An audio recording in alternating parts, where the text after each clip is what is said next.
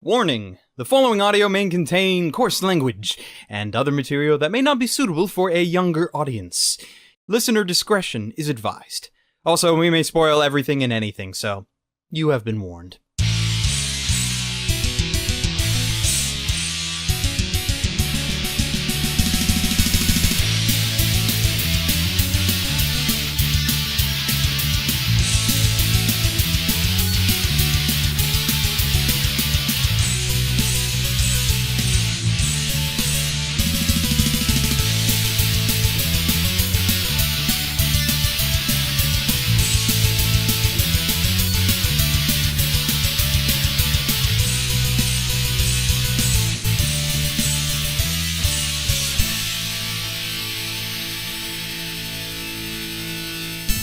Hello and welcome to this episode of PodTaku. I am Gigguk, and today here with me is Holden from HoldenReviews. Hey guys, how's it going? And Arkada from Glass Reflections.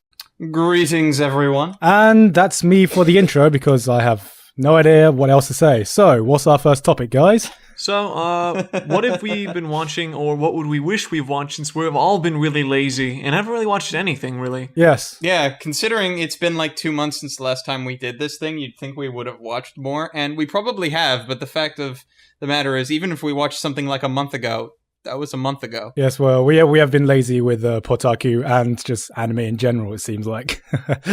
Yeah, we really have been. That's for sure. Unfortunately. So, I guess I'll start off with the stuff I want to watch, since I haven't actually watched anything apart from Sword Art Online, but that will get into spoilers. So, Spoilers! Very recently, I'm very excited about the new Evangelion film, and I'm sure Holden is as well. Oh my god. 3.0 is going to fucking change the planet. It's either going to be just as good, or it's either going to be horrible. I doubt it will be meh.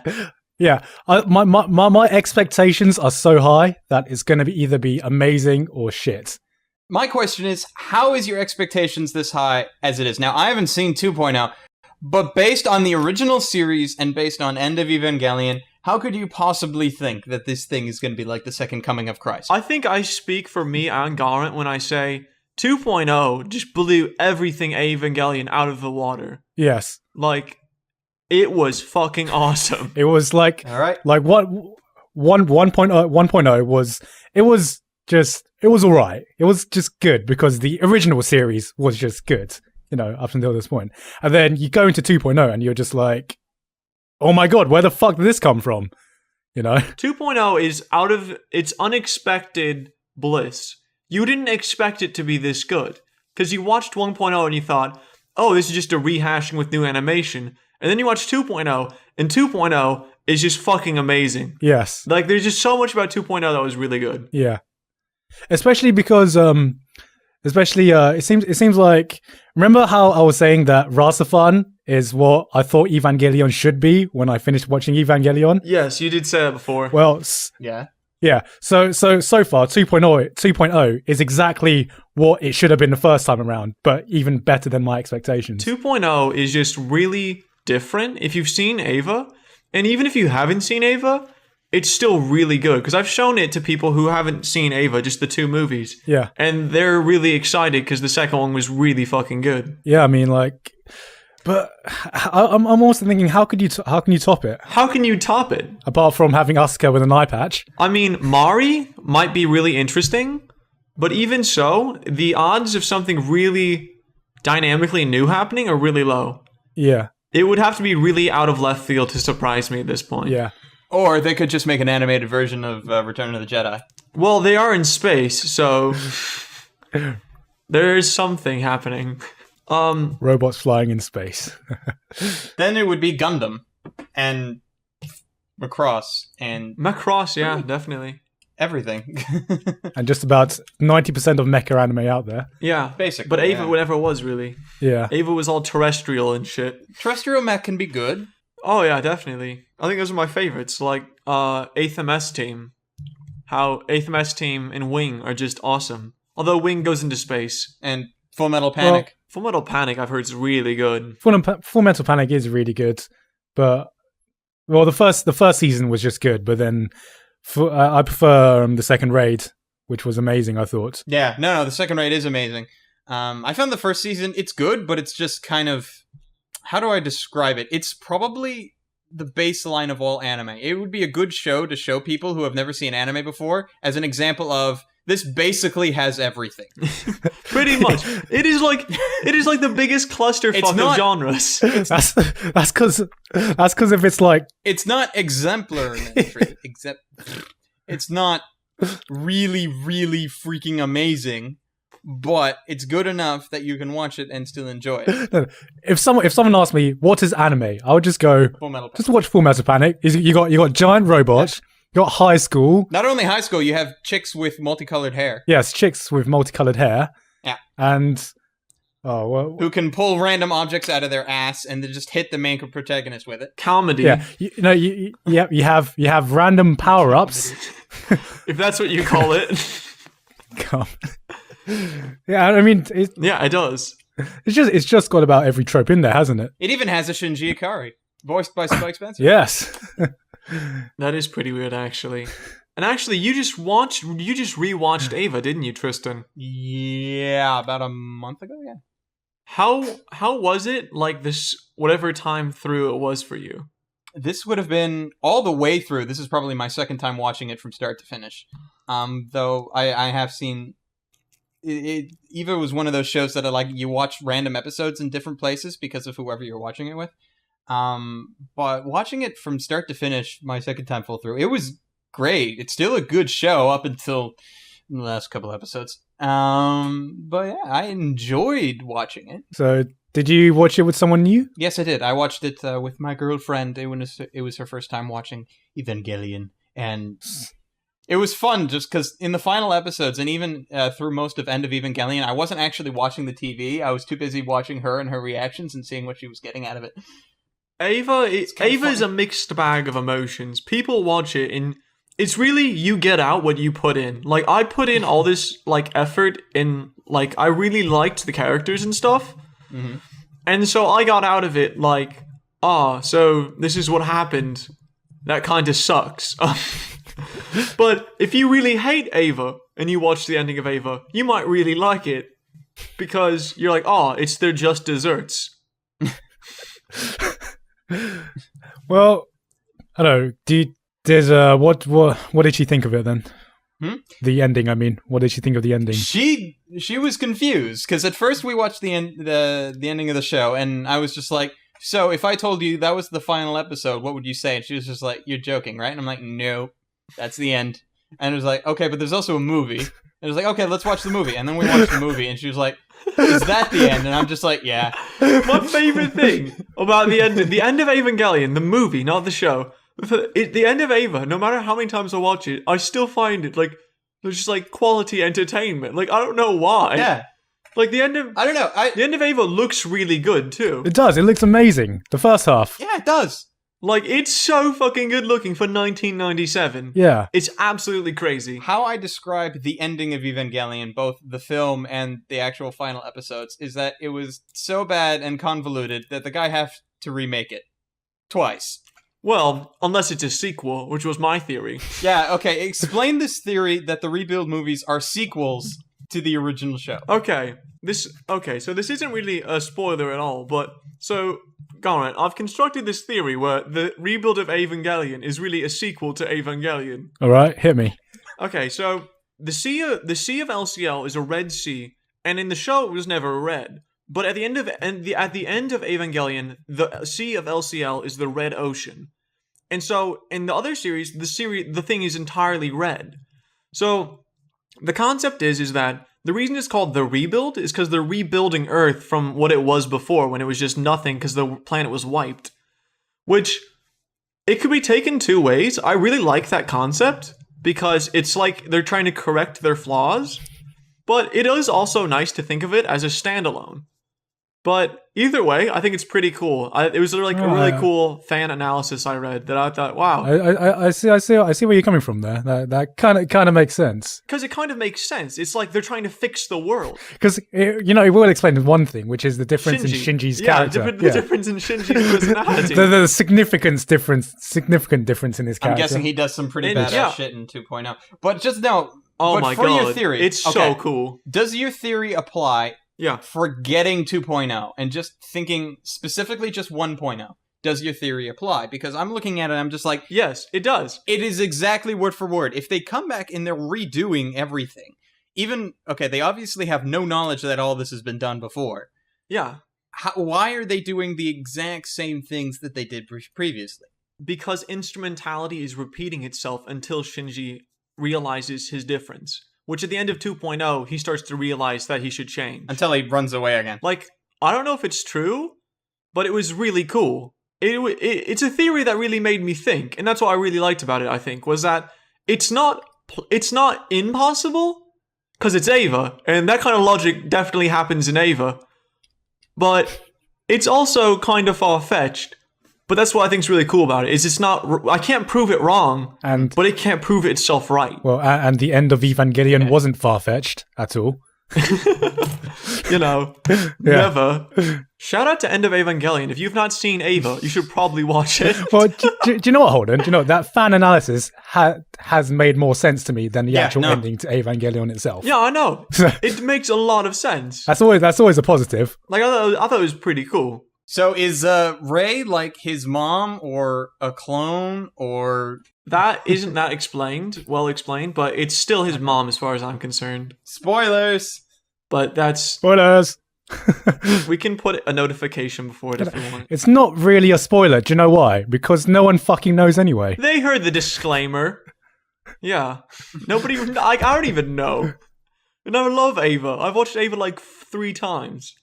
I loved Ava. I like the movies more though. But that's because Mari's in them. I can only stand watching it twice, just because I watched it like 3 times. I know if I watch it, I would want to watch the ending, and I know I would inevitably be disappointed or just fucking raging. So I was like, no, I can't watch this again because I know I'm setting myself up to fall. Hideki Anno has some big shoes to fill. I just got bored rewatching the final episodes of Evangelion because I was just like, yeah, this is great. Well, it's like watching a train like crash in slow motion. Like you know how bad it's gonna get. Like you know it's gonna happen. You know it gets pretty shitty. But you sit there and you watch it anyway. Yeah, because you have no choice. Because the beginning is just too good to not have an ending, and then they don't give you the ending, and you cry. And I didn't even know what analogy to use anymore because I'm just out because it just fucks you over so badly. It's so weird. It's like you watch all of this, and what do you get? You get a glass of orange juice. Literally. That's what you get. You get a planet of oat. Nah, I don't really consider it orange juice because there's no pulp in it. I always considered it orange tang. Well, it's always LCL, but I don't know. Yeah, you can call it whatever you want, yeah. It's orange juice. What does LCL even stand for? I know they said it at one point in time, but I can't remember. LCL is a made-up thing with... It's like some pseudoscience element bullshit. Speak English, woman! It was weird. Speaking of which, I think we all did a pretty good job in the abridged series. Yeah. In case you're the one person who apparently hasn't seen this, because by the amount of attention it's getting, apparently everyone has. But we recently made an abridged series of the first episode, the first half hour of Evangelion 1.0, and it was pretty good. I'm very happy with it. Yeah. With some scenes from the original show. And some. Yeah, with just some scenes from the original show. Yeah. And I'm pretty sure we did a better job at dubbing it as well.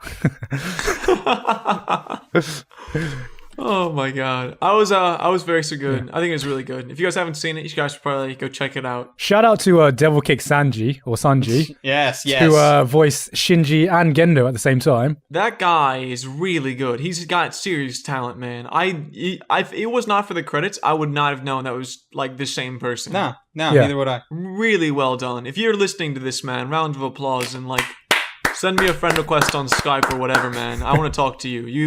You have a lot of potential, man. Mm-hmm. You're really good. And yeah, great job for making... Well, apparently, I've seen from the comments that you've made Shinji actually more likable than Spike Spencer, which is an impossible task. I don't know how you did it. I don't know. How can you like Shinji more now? I think those Spike Spencer tried to make Shinji a whiny little bitch. So... Oh, no. He definitely did. Well, from my direction, I also tried to make him a whiny little bitch. But we failed. We made him likable. We failed miserably, yes.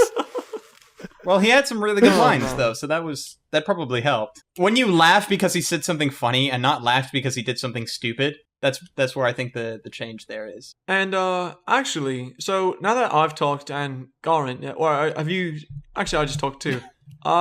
Tristan, Yo. Have you seen anything interesting or want to see anything cool? Because I think we all want to see the same things. I want to see quite a bit. Yeah. I want to see quite a bit because I haven't really touched this season at all. The only thing I've watched recently is that I've just been finishing up a rewatch of Cowboy Bebop, and realizing it wasn't as good as I remember it. Still a great show. Like, don't get me wrong. I definitely know what you mean. I think progressively, the more you watch Bebop, the more, flair it loses. Yeah. But it's still really good, because you don't remember everything when you watch it. No, I don't. There were actually some episodes where I couldn't remember what was going to happen, and I was just like, I love this fact. Yeah, because since it's episodic, it's really unpredictable. Mm-hmm. I think the thing is, it's a show that basically lives off the rule of cool. Yeah. And no matter how cool something is... Oh my god, it made the rule of cool, Gigguk. You know that. Yeah. It made the rule of cool. But no matter what, even if it's the original, then the more you watch it, the less cool it becomes. You get me? Correct. I agree with that. Especially as time progresses as well.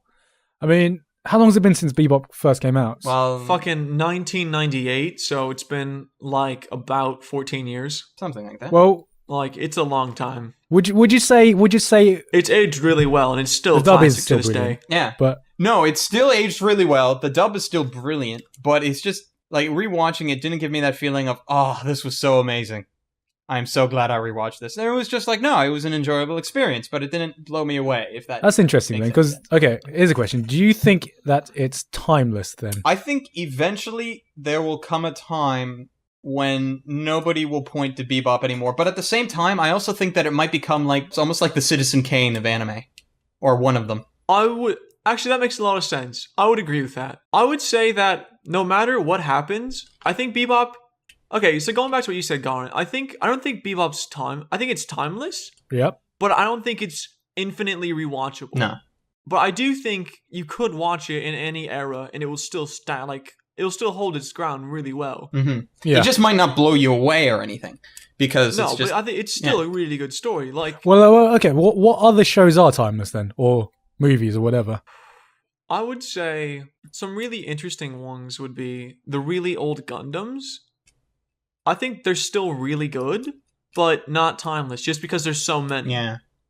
Yeah. Because you can always watch the latest reiteration of Gundam and not really miss out on anything. It fills you in really well. Mm-hmm. Okay, well... And they're making all their alternate universes. I don't think Wing even takes place in the same universe. I'm pretty sure it doesn't. I think it was a rebooted universe that they did specifically because the Gundam universe was getting too crowded, I think. I think that's the only reason really Gundam is rewatched to this day, is so people can better understand the universe, the UC, better. Because, if you're just got into Gundam, you might not get it. You really have to do some, backtracking. Because it might... imagine watching Nisei Monogatari and then watching Bakemonogatari. You would be so fucking lost. You'd be like, what? I don't get it. Is he a pedophile? I don't know. No. Even if you watch Bakemonogatari, you'll still come up to that conclusion. Yeah, you probably would.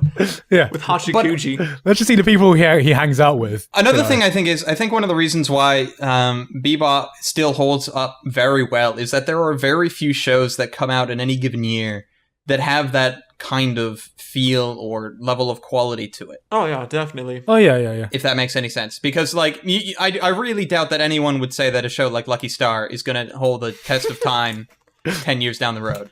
And when it's 14 years old, people will still be talking about it. I hope to God it lives in infamy. We look at it as a relic of we look at it as an artifact of the past of look how bad anime used to be. Aren't you glad everything is amazing now? That'd be an interesting time period. No, but okay. Well, thinking back, we got.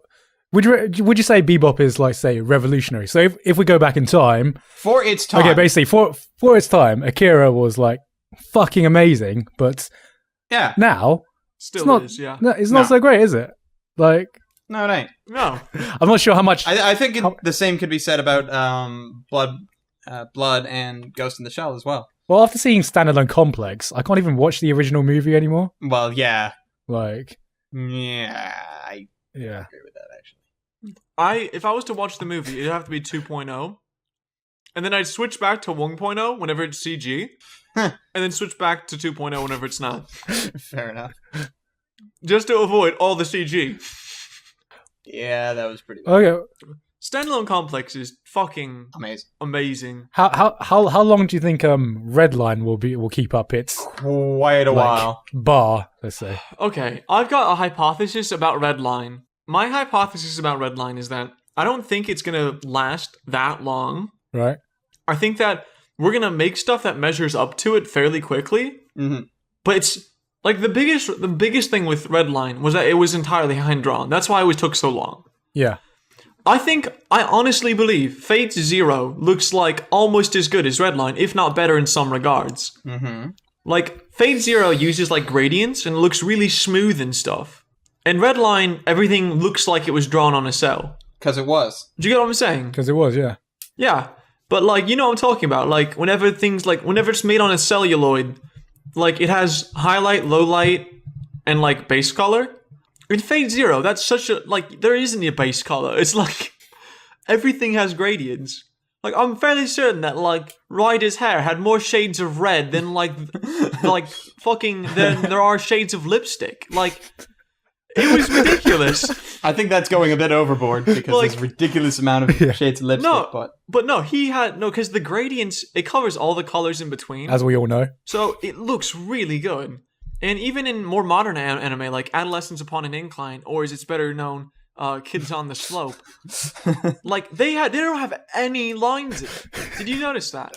It's all gradients. Well, now that you mention it, no. Like, that's crazy. Like, then again, it's time to be honest. I've never seen it, but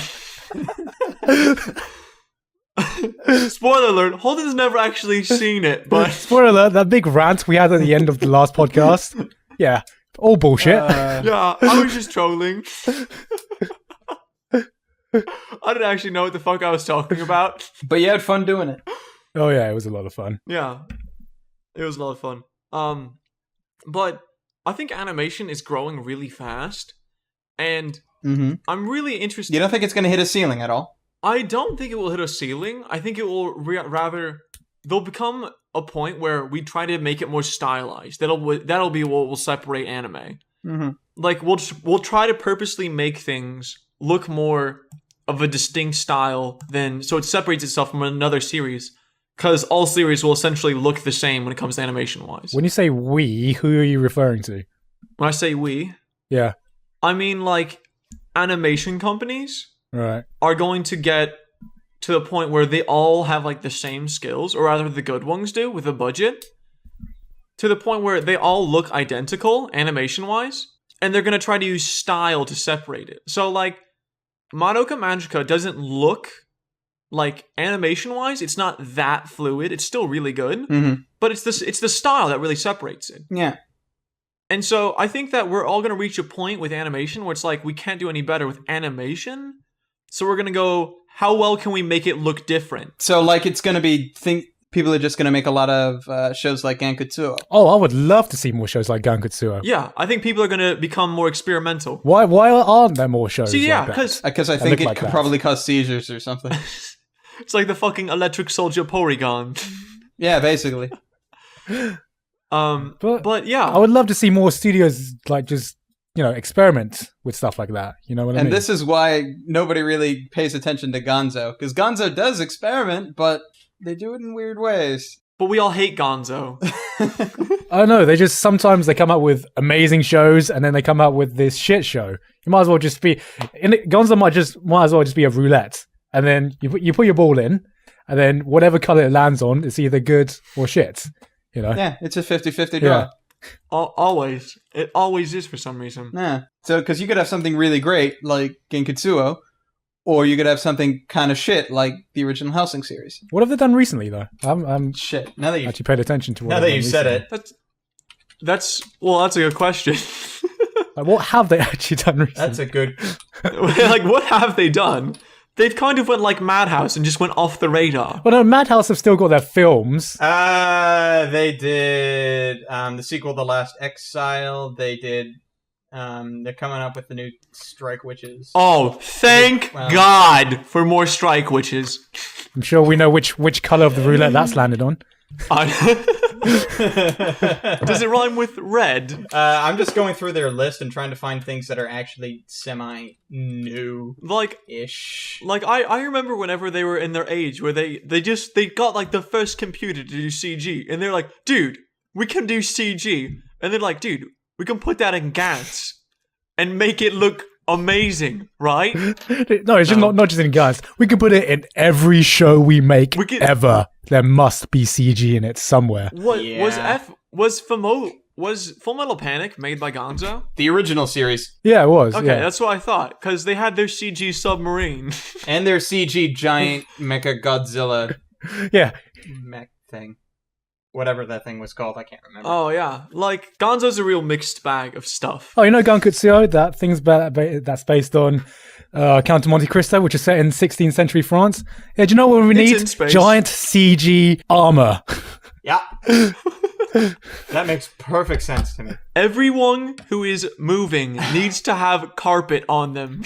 Oh, well, okay, well, talking about CG while we're at it, and actually another movie I'm looking forward to, Berserk. What do you think of the CG in that? So I haven't watched the Berserk movies. Okay. Well, you've seen the trailers, though, right? Yeah. It's basically how it looks in the trailers. Yeah. I don't know, because the animation looks like they're trying to pull off Legend of Zelda Wind Waker, but failing. Actually, no, it looked more like Appleseed. Is probably a better comparison. So wait. Garin, you've seen the Berserk movie, right? Yes. Okay, so I think you're going to know what I'm coming from when I say there's a lot of scenes, like, I get the massive battle scenes, right? Where it has, like, hundreds of people. I get that, right? But when it's one-on-one with, like, Griffiths and Guts, it looks so fucking good, and it wasn't in CG.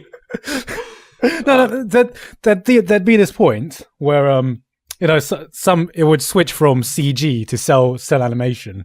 And you see, because the biggest thing about the CG that was noticeable wasn't their body movement; it was their fucking facial expressions. Yeah, because they look like they just look like a blank slate, like all the time.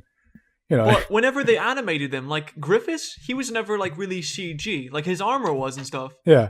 But whenever he was shown with his like lovely head of flowing hair that he like was showing off for like a hair product commercial.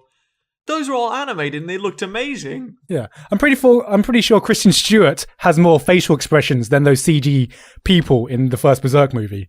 Because I remember watching it and thinking everyone looks like just derp. Like everyone looked so like emotionless. But when it showed normal, I was like, why isn't it like this for the whole time? Because CG. Because CG good. CG very CG good. Yeah. Save money. Like, seriously, haven't you watched the Star Wars movies? The CG was awesome in that. Dude, I like the original. I like the first three. The prequels are so good. That's not a matter of CG, though. That's just, like, content. CG...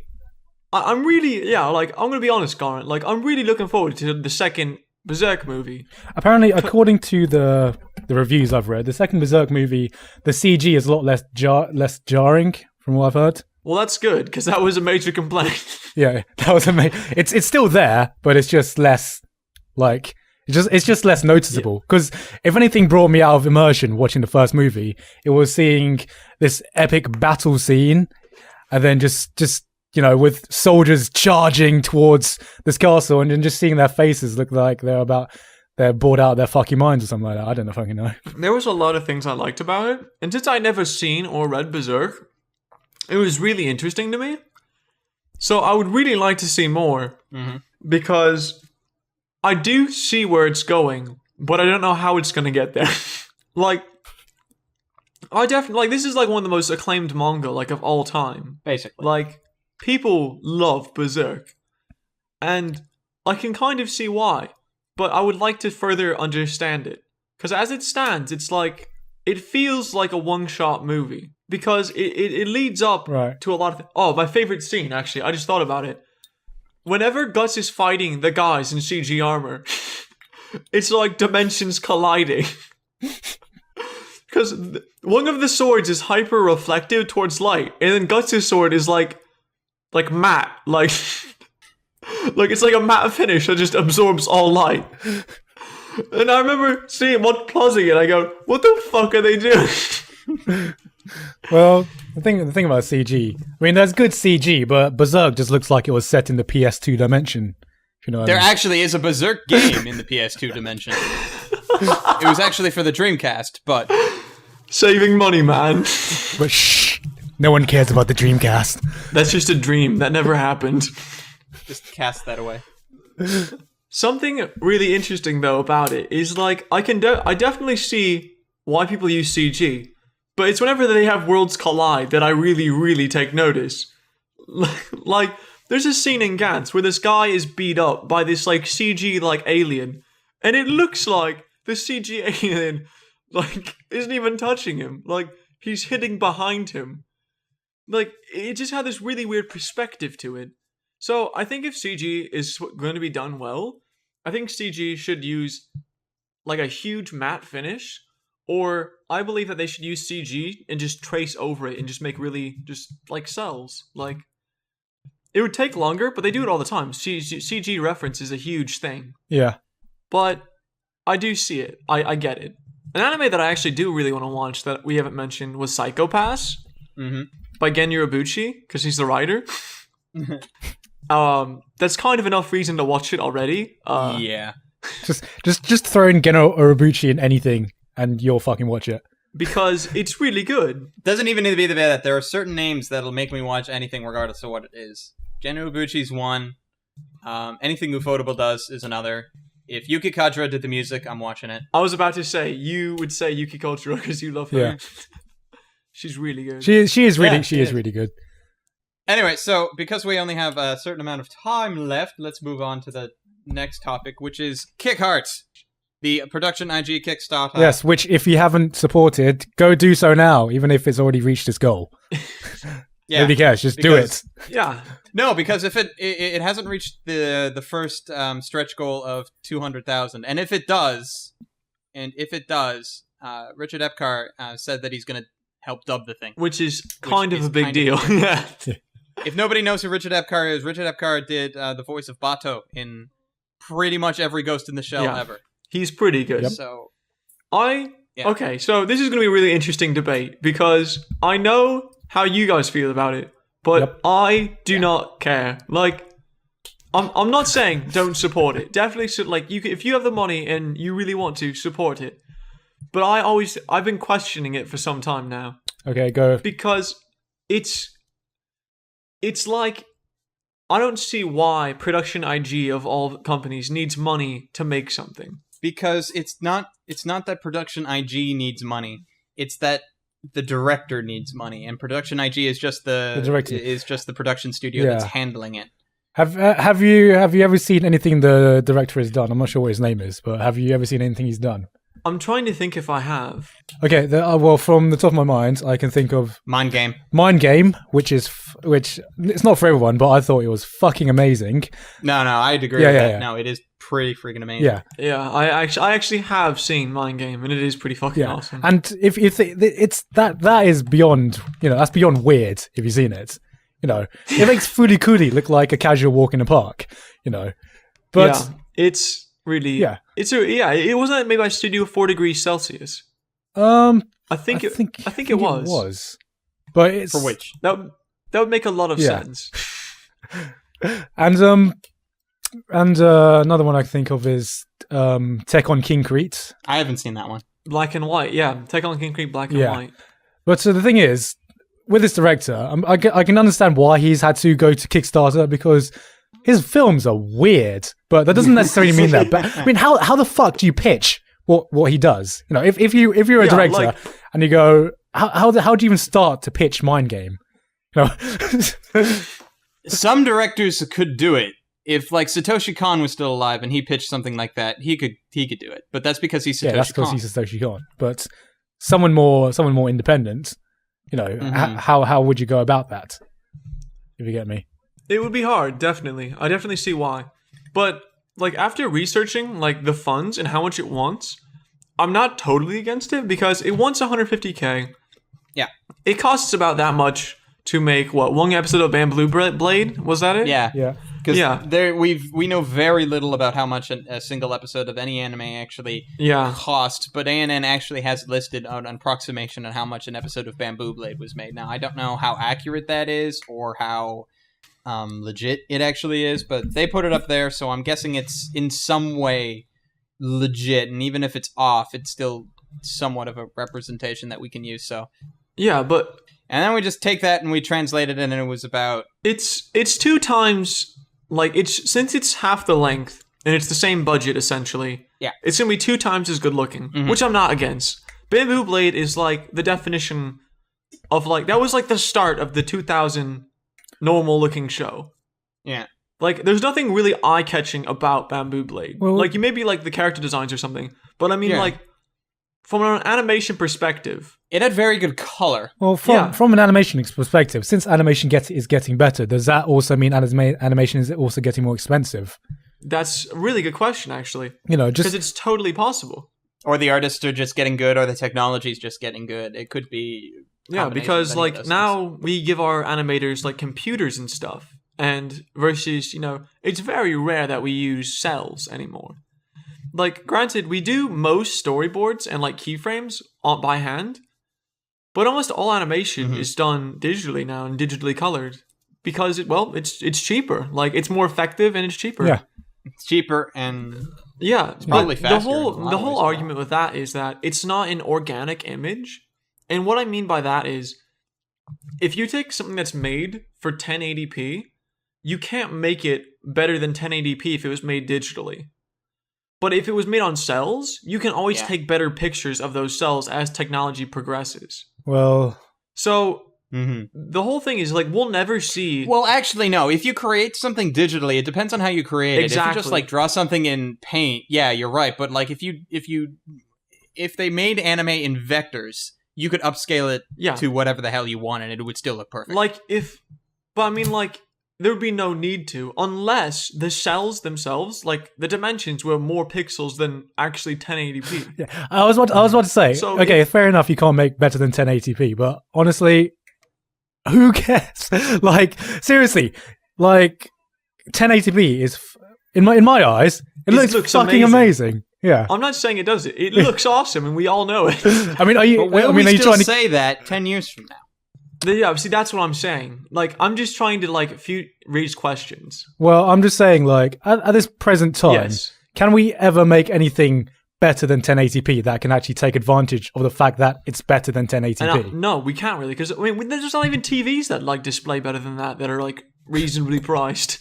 Yeah, everything is so expensive. But I do like the 1080p movement because, it looks really good. And I like the computer movement because I like gradients. Gradients look awesome. Like, they're cool.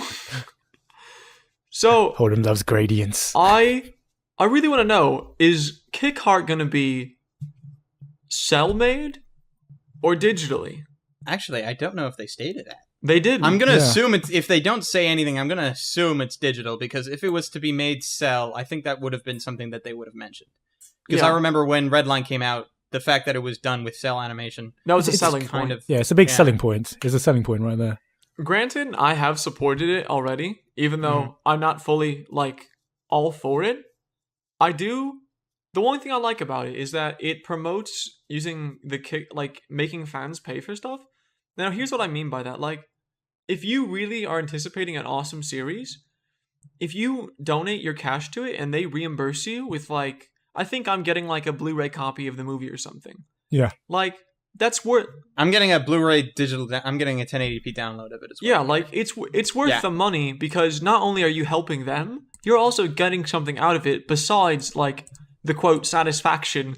Because I can't watch Satisfaction on my Blu-ray player. Like, so... Is that not what you did with Fate Zero, though? Fate Zero was $1 a minute in a labor of love. Yeah. Fate Zero wasn't Satisfaction. That was a hand job right there. That was a hand job. That was a handy under the table.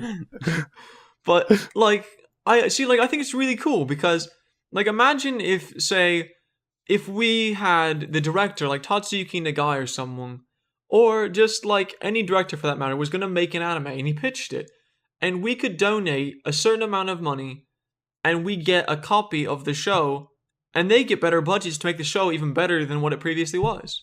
Like everybody wins. Mm-hmm. Yeah. And it's cool because we're directly helping them. It's not like when we buy from Funimation or Stream or use advertisements. Like this is going directly to the funds of Kickheart. Yeah, exactly. And that, like, I've never heard of the West doing anything that directly affects it. Like, there is some Western influence and stuff. Like, Big O was supported almost entirely by Western contributors. Yeah.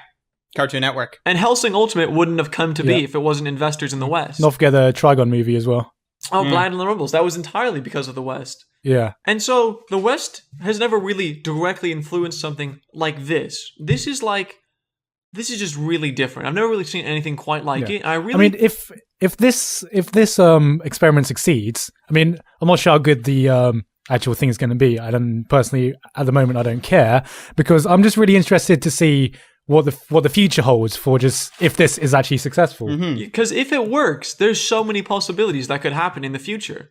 Yeah. Like, imagine, like, okay, if Ufotable is going to make a new series, like a precursor or a sequel to Fate Zero, that's like an actual legitimately good sequel. Or get them to remake Fate Stay Night. That's what I mean. Yeah, like they're going to remake Fate Stay Night. I would support that so fast. Oh, you have no idea how much I'd support I would that. be like, dude, make it happen.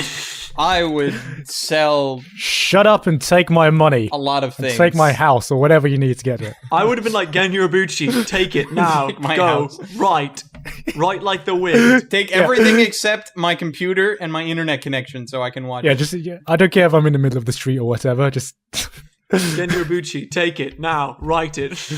Take everything. Like, it would be amazing. And so I really like how we can support things that would really be excited for. So if this works, there's a lot of things like writing on this, or if not directly writing on it, this can definitely influence future companies in the way they look at like the West and Kickstarters and donations. because I'm pretty sure their image of the West, and I totally don't blame them, but their image of the West is they don't give a shit about paying for shit. No, they don't. You know?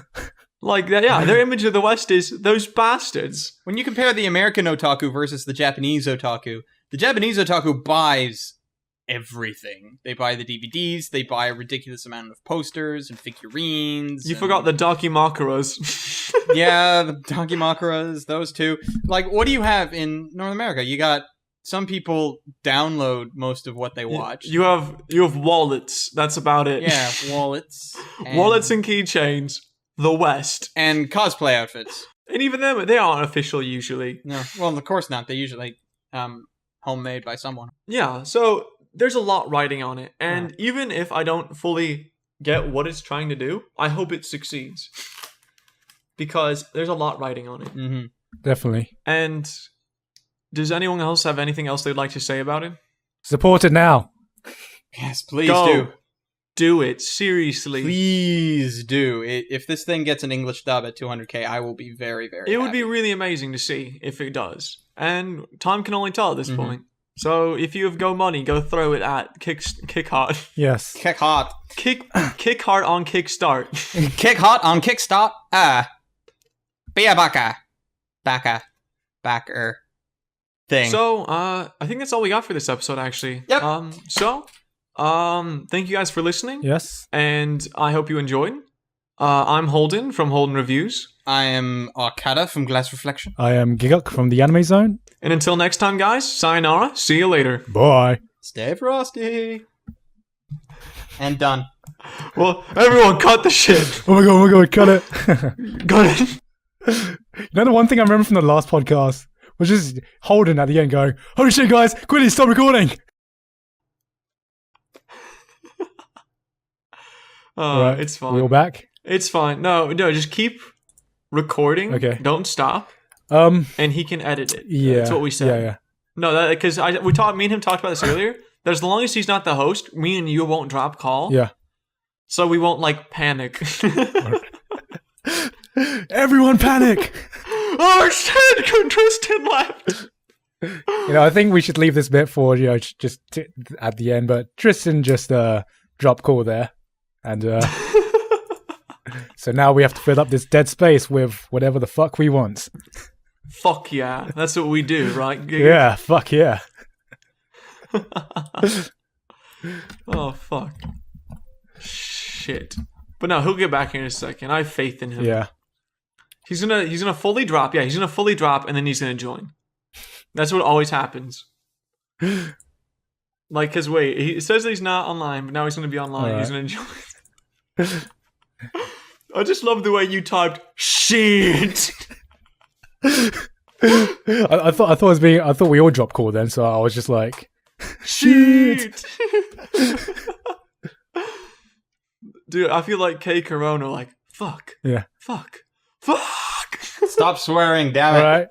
I think we got some pretty good pieces for the after. Yeah, after I think show. we got some good bonus content for the very end. So what happened? Me and Garrett were just talking about literally shit. All right. Where did I get to? So Yeah. Akira. Okay. Oh, I missed that. Okay, whatever. Go on. Okay. Basically, for its time, Akira was like fucking amazing, but now